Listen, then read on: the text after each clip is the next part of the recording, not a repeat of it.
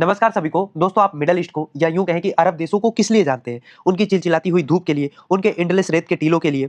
लेकिन अगर मैं आपसे कहूं कि पिछले 24 घंटे में ये अरब देश न्यूज में है अपने यहाँ पे मूसलाधार बारिश के लिए, बादल फटने के लिए, यहाँ तक कि स्नोफॉल के लिए यानी कि बर्फबारी के लिए, तो शायद ये आपको फेरी टेल लगे कि रेगिस्तान में बर्फ कैसे पड़ सकती है, पर ये आज की हकीकत है। और इसका रीजन बताया जा रहा है अल बसायर नाम के उस चक्रवाती सिस्टम का, जिसका असर यूएई, कतर, सऊदी अरब जैसे देशों के बड़े हिस्से पे पड़ा है।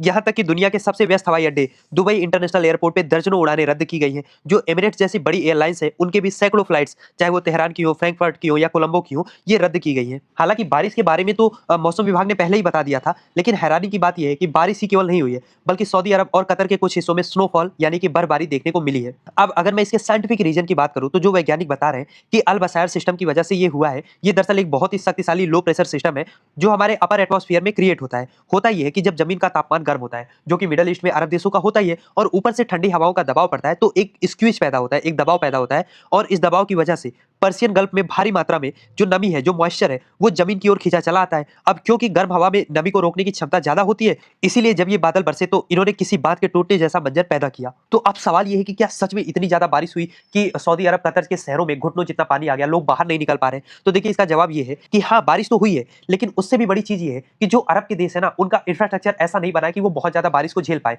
हीट तो वो झेल जाते हैं, लेकिन बारिश के लिए अभी तक उनका इंफ्रास्ट्रक्चर, उनकी डिजाइन वैसे तैयार नहीं की गई थी। और दूसरा सबसे बड़ी बात तो ये है कि अरब देशों का जो बनावट है वो डेजर्ट सॉइल का है। रेगिस्तान की मिट्टी बहुत कठोर और इम्परमिएबल होती है, ये पानी सोखती वगैरह नहीं है। तो जब बारिश होता है, तो पानी थोड़ा सा भी बारिश होता है तो जमीन के अंदर जाने की बजाय सतह पर तेजी से बहता है। और खास तौर पे जब जितनी ऑन एवरेज दुबई और सऊदी में बारिश होती है साल भर में, उतनी 24 घंटे में हो जाए तो मामला नेशनल डिजास्टर का बन ही जाता है। और इसमें देखा गया है कि केवल मामला ट्रैफिक जाम तक नहीं रुका है, बल्कि एक निर्माणाधीन दीवार गिरने की वजह से एक श्रमिक की मौत हो गई। यहाँ तक कि खराब मौसम के कारण, आसमानी बिजली के कारण कतर में जो फीफा अरब क्लब चल रहा था, उसका प्ले ऑफ मैच बीच में ही रोकना पड़ा।